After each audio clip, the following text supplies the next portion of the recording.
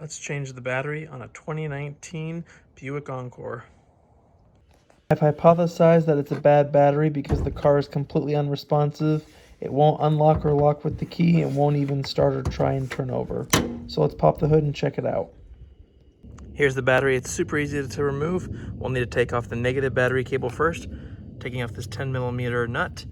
Then I come over here to the positive, pull up this tab. This is the positive terminal. So we'll remove this nut, take that off, and then there's just a tie down here that holds the battery in place so it doesn't become a projectile in an accident. 13mm bolt will take that off. Just loosen the nut enough so that the cable comes off the terminal.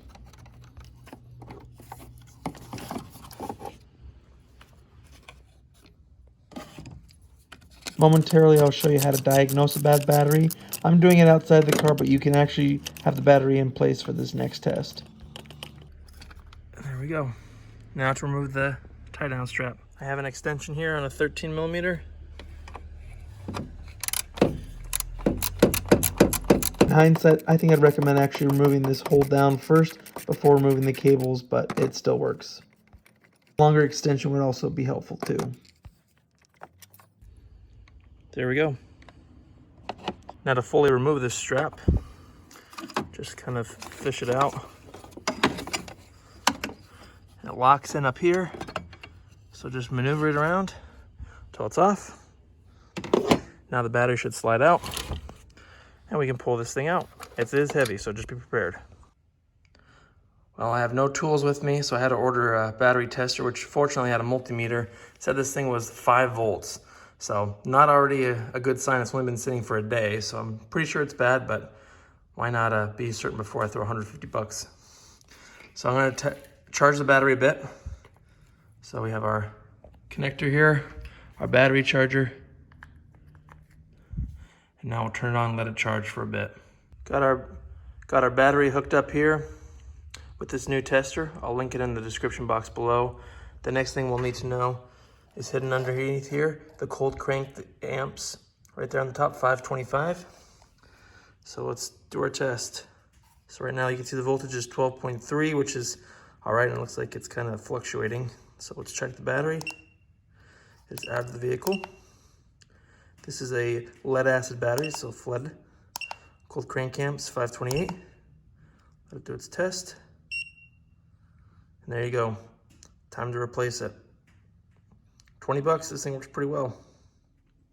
A good battery is around 12.6 volts without a load on it. And you can see it's been sitting for maybe an hour, and it's just actively dying by itself without any sort of load. In terms of finding the replacement, here's some of the specs we have, as well as it looks like that's the battery number, so put that in and see what we find. Quick trip to the auto parts store showed us that we needed an H5 AGM battery, so we got one of those, and now we're going to get it prepped for install. So many electrical problems can emanate from poor connections or loose connections. That's why it's important to prep the connections like I'm doing here.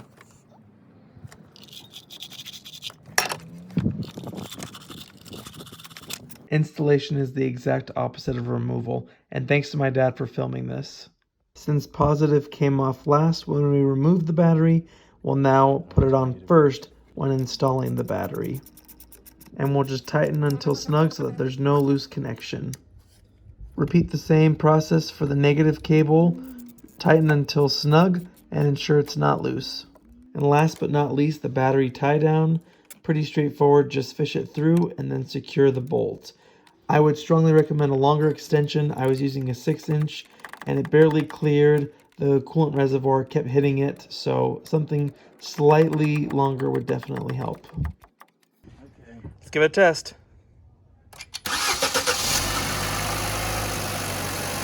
Starts right up. Thanks for watching. Recycle your old battery to avoid a core charge and save your receipt in case of a potential future warranty claim.